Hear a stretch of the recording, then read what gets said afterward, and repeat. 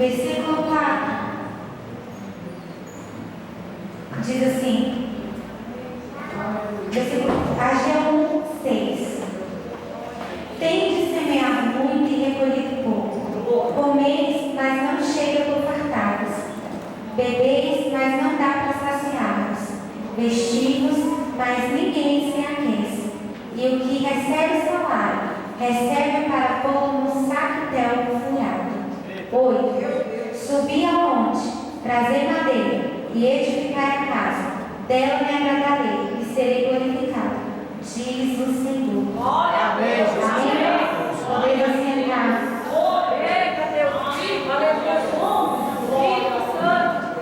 A palavra do Senhor em Ageu começa nos falando sobre a reconstrução do templo, como lá no livro de Esdras e Neemias. Ageu foi despertado, foi levantado.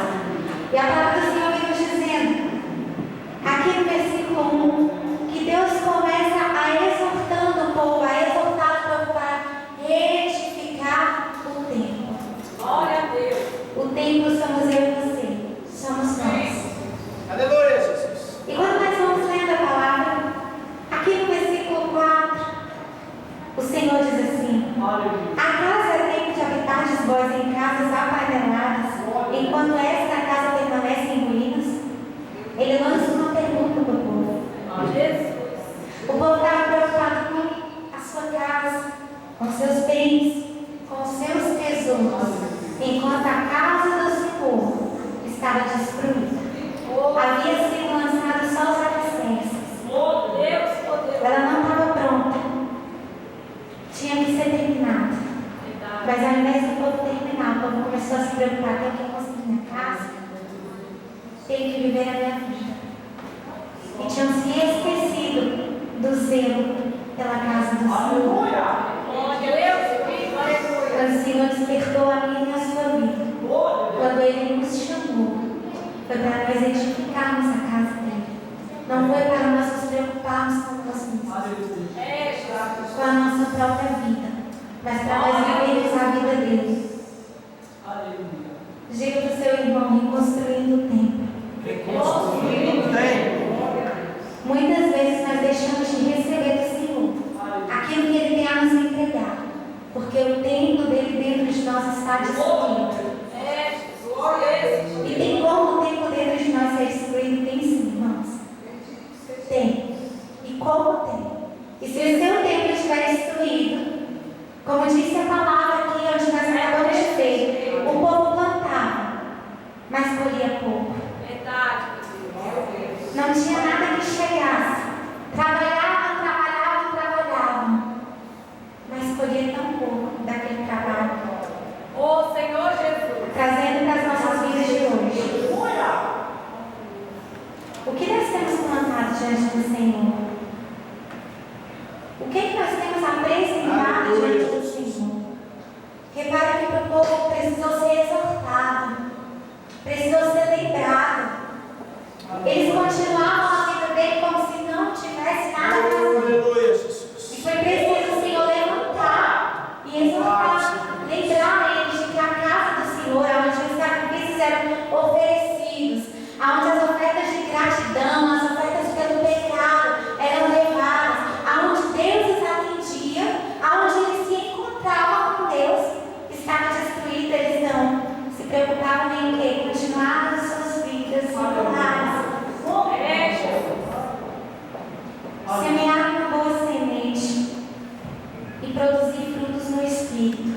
É isso que o Senhor quer de nós. Aleluia. Glória a Deus. Aleluia. Louvado seja Deus. Aleluia, Jesus. Em Gálatas Glória a Jesus. Santo, santo é o Senhor. 5:22.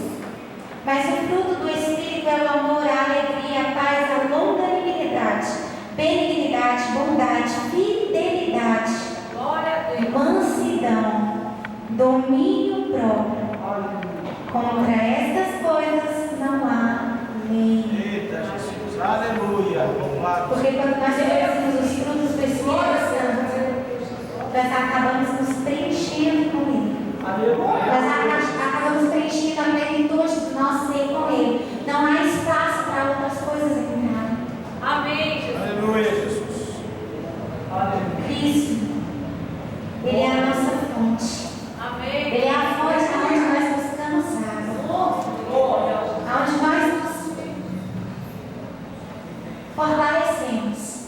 Aleluia, Jesus. E o que faz o nosso templo se quebrar? O que faz o nosso templo precisar ser reconstruído? Número 1, a falta de disciplina. Nós estamos acostumados, costume, a orarmos a hora que queremos, a lermos a hora que queremos ou precisamos. Se nós tivermos disciplina, ordem, decência, é o que a palavra nos diz. As coisas irão fluir na nossa vida. Nós temos que aprender, isso serve para mim, tanto quanto para vocês. Porque antes de eu estar falando aqui, Deus falou no meu coração. Temos que aprender a sermos disciplinados em Cristo. Amém.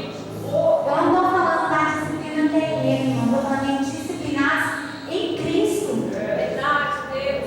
E você ser disciplinado em Cristo, quando nós somos disciplinados em Cristo, nós aprendemos a fazer o nosso devocional, a estudar a palavra, a entender mais o Espírito Santo de Deus.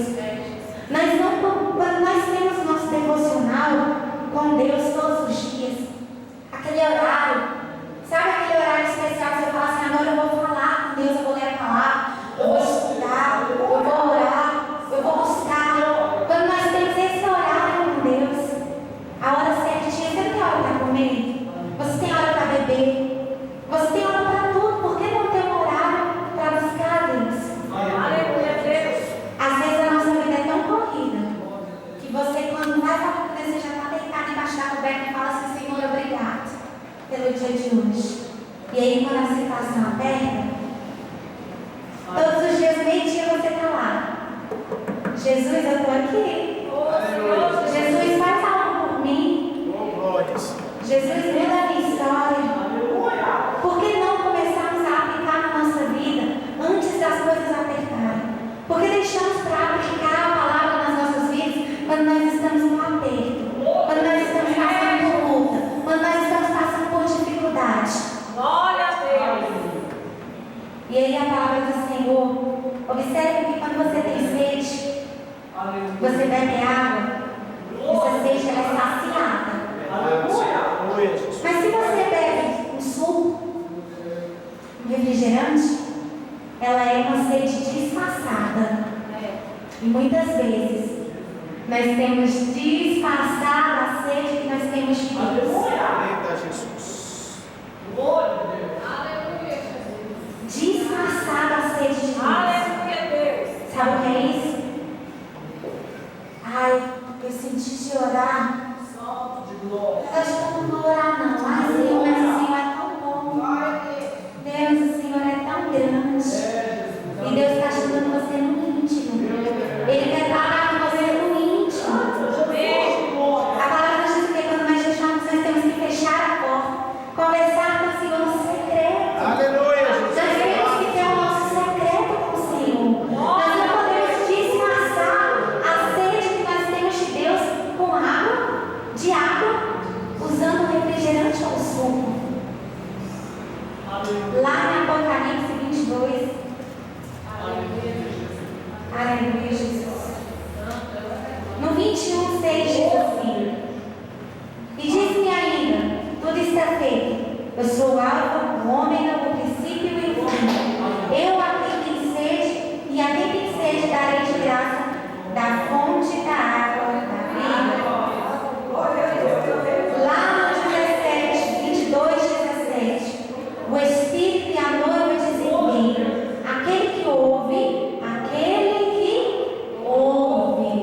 Então significa que nem todos ouvirão. Aquele que ouve, diga, vem. Aquele que tem sede, venha. E quem quiser receba de graça a água da vida. Então aquele que tem sede, ele tem que buscar na fonte. Deus usa os profetas como usa. Mas Deus quer usar você mesmo para a sua vida. Sabe por quê, irmãos?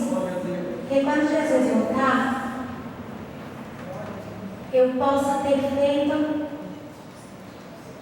quase tudo. Mas Deus não vai quase me buscar. Ele vai me buscar por inteiro. Ele não vai me buscar pela metade. Então, o primeiro ponto que nós falamos foi a falta de disciplina. O segundo ponto é a falta de dedicação. Quando nós nos dedicamos a algo, nós nos entregamos por inteiro a esse algo. Nós não nos entregamos pela metade. E a obra do Senhor, o amor do Senhor, ou você se entrega por inteiro, ou pela metade você não vai subir. Não tem como ele levar metade de você e deixar a outra metade. Ou ele te leva por inteiro, ou você vai ficar por inteiro. Por que eu estou falando isso? Aleluia, Jesus. Não existe meia dedicação. Não existe uma pessoa bem dedicada. Quando ela quer, eu vou dar um exemplo aqui do sobrinho do Nico. Os pais dele falaram assim: não, nós vamos pagar a faculdade para você e você vai fazer o que você quer. Porque ele falou, sabe o que ele falou? Não. Ele pagaram, fizeram a matrícula e ele não, eu quero fazer o UNB. E ele começou a estudar. Quando ele fez a prova, ele passou. Aí ele deu uma festa. Porque foi o mérito dele. A palavra do Senhor nos diz que o reino dos céus ele é tomado por esforço. Observem que o cirurgião cardiovascular, que tem em suas mãos a vida de outra pessoa, ele está na sala de cirurgia, ele abre aquela pessoa no meio e começa a operar o seu coração. Ele não liga as veias pela metade. Ele tem que fazer aquela cirurgia precisa. Ele tem que interligar cada veia no lugar certo. Porque se a veia for interligada no lugar errado, na hora que ele acabar a cirurgia e ele for colocar o coração para funcionar, aquela vida já era. Então ele se dedica ao máximo, porque ele sabe que aquela vida depende dele. Ele sabe que se ele fizer uma ligação de veia errada, aquela pessoa morreu. Morreu os seus sonhos, morreu os seus planos, acabou com a sua família, já acabou. E nós na casa do Senhor, será que nós temos feito as ligações das veias ao coração do Senhor corretamente? Ou nós temos feito essa ligação pela metade? Será que nós temos nos dedicado ao zelo pela casa do Senhor por inteiro? Ou nós temos feito de qualquer jeito, de qualquer maneira? Fica a pergunta no ar. Glória a Deus. Aleluia, E Deus. lá em Josué 23:11 vai nos dizer: portanto, empenhai-vos em guardar a vossa alma para amardes o Senhor vosso Deus. Será que a sua alma tem amado ao Senhor? Como aquele cirurgião que tem a vida daquela pessoa nas mãos? Porque eu vou te dizer uma coisa: se nós amarmos Deus, se nós amarmos o Senhor Jesus, e depende sim da nossa salvação, como depende a nossa vida, se nós começarmos a levar a sério que existe um céu esperando, que existe uma eternidade a ser vivida, você vai se comportar como aquele cirurgião na sala de cirurgia. Você vai começar a se comportar como um cirurgião preciso, que não erra nunca, que faz correto, que faz certo, que se higieniza direito, que se limpa, que se purifica, para poder começar a fazer a vontade do Senhor. Amém. Deus viva, Deus. A desobediência. Desobediência não traz a maldição sobre os nossos filhos. E aquele povo estava desobediente diante do Senhor, porque tudo que Deus tinha pedido para eles era para que eles reconstruíssem o templo. Era para que o templo fosse o quê? Edificado, fosse levantado. E aí, nós vemos que eles começaram a enfrentar alguns problemas, né? Porque eles começaram a desobedecer a Deus e veio alguns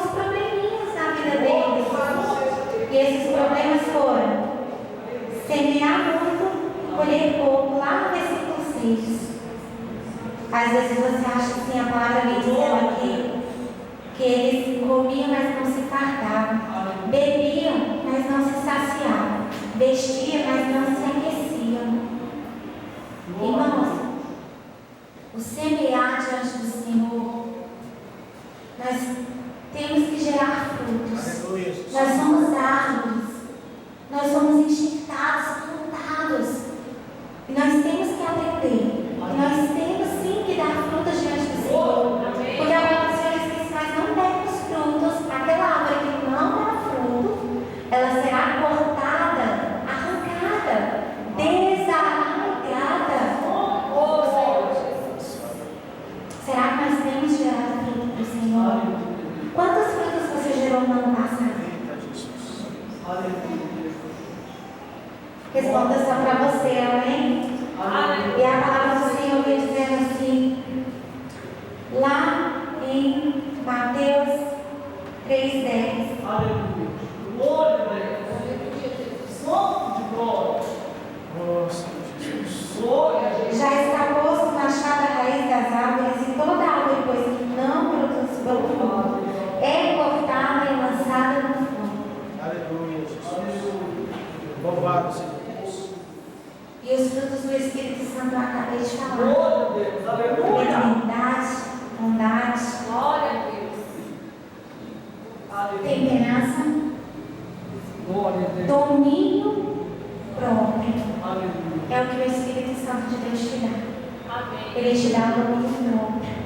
Observem que o povo, além de plantar, a palavra do Senhor nos diz que eles, por mais que plantassem, por mais que comessem e bebessem, continuavam com sede e com fome, porque eles estavam bebendo na fonte errada.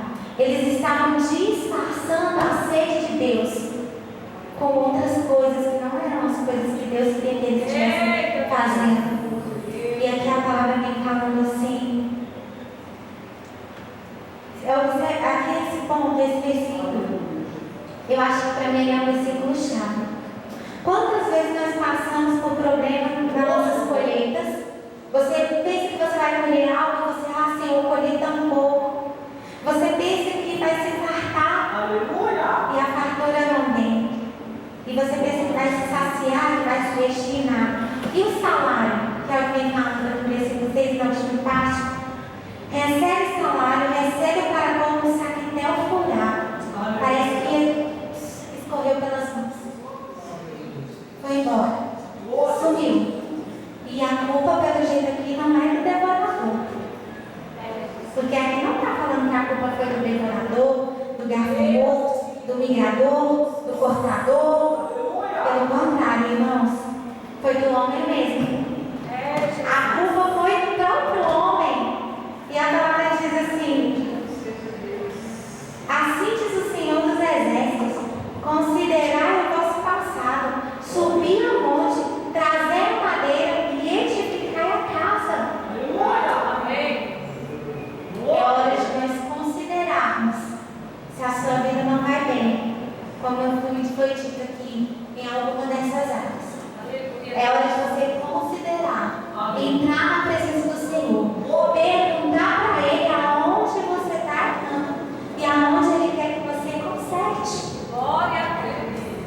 Porque Ele vai falar para você onde você está errando, Ele vai falar para você onde você está falhando e você vai conseguir consertar.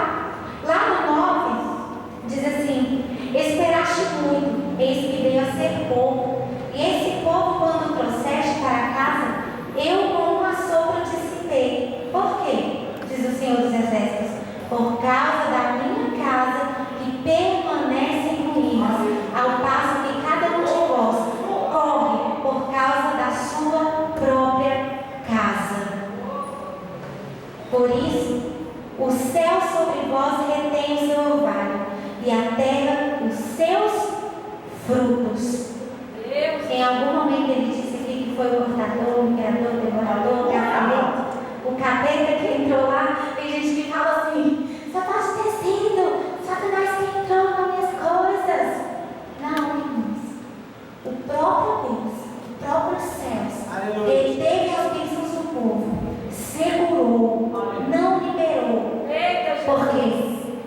porque eles estavam se preocupando com eles e não com Deus. Estavam se preocupando, olhavam para eles, por eles, porque eu preciso, porque eu quero, porque eu vou fazer desse jeito, dessa maneira. O próprio céu se reteve as pessoas. E a palavra do Senhor diz assim: fiz linha seca sobre a terra e sobre os montes, sobre o cereal, sobre o vinho, sobre o azeite, sobre o que a terra produz, como também sobre os homens, sobre os animais e sobre todo o trabalho das mãos. Eles se preocupavam com o trabalho das mãos deles. Se esqueceram da sua casa espiritual. E Deus requeria um trabalho no espiritual com eles. Glória a Deus. Só que aí, depois de o povo ouvir tudo isso, depois de passar por tudo isso, foi que eles foram atender a voz do Senhor. Eles esperaram. Deus tem a maneira certa de trabalhar com cada um de nós. Mas nós não podemos esperar os céus reter as bênçãos sobre as nossas vidas para procurarmos o amor de Deus. Nós temos que procurar o amor de Deus antes que os céus retenham as bênçãos. Antes que Deus segure aquilo que tem a nos entregar. Verdade, meu Deus. E aí o povo diz assim: então Zorobabel, filho de Salatiel, e Josué, filho de Josadá, o sumo sacerdote, todo o resto do povo atenderam a voz do Senhor seu Deus e as palavras do profeta Ageu, as quais o Senhor seu Deus o tinha mandado dizer. E o povo temeu diante do Senhor. Glória a Deus, aleluia. O temor do Senhor dos nossos corações tem que vir antes também. Nós temos que aprender a temer a Deus. Glória a Deus. Antes que as coisas aconteçam, esperar alguém chegar e falar, não, o temor do Senhor tem que vir antes. E sabe o que aconteceu? A palavra diz assim: o Senhor despertou o espírito de Zorobabel, filho de Salatiel, governador de Judá, e o espírito de Josué, filho de Josadac, o sumo sacerdote, e o espírito do resto de todo o povo. E eles vieram e se puseram ao trabalho na casa do Senhor dos Exércitos, seu Deus. Foi necessário o espírito de todos aqueles homens, até dos sacerdotes, serem despertados pelo Senhor. Oh, glória a Deus. Será que está precisando desse despertar na minha vida e na sua? É necessário vir um despertar, um levantar do Senhor. Mas para esse despertar vir, nós precisamos obedecer. Nós precisamos cantar. Nós precisamos nos vestir de Deus. E a palavra do Senhor vem nos dizendo que esse despertar foi tão grande que eles se puseram a trabalhar para o Senhor, a viver para o Senhor. Aleluia. E foi aí que veio a glória do segundo tempo. Mas para isso acontecer, eles passaram por uma etapa dolorosa. Coloque-se de pé nessa hora. Deus, viva, aleluia, Deus. Põe-se de pé neste momento.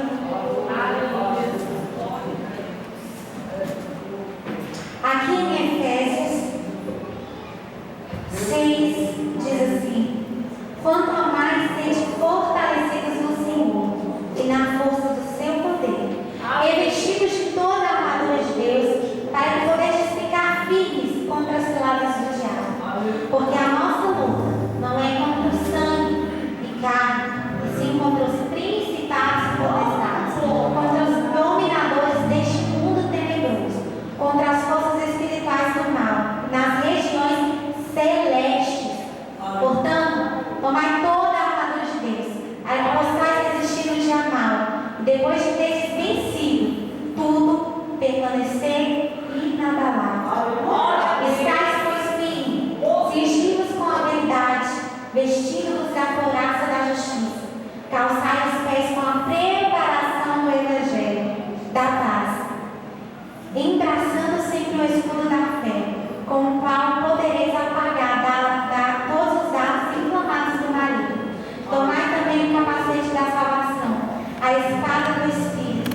palavra de Deus. Com toda oração e súplica, orando em todo o tempo no Espírito. E para isso, vigiando com toda perseverança, suplicando por todos os santos. E também por mim, para que me seja dado por abrir da minha boca a palavra para com integridade, fazer conhecido o ministério do Evangelho. Glória a Deus. Em todo o tempo, suplicando, pedindo.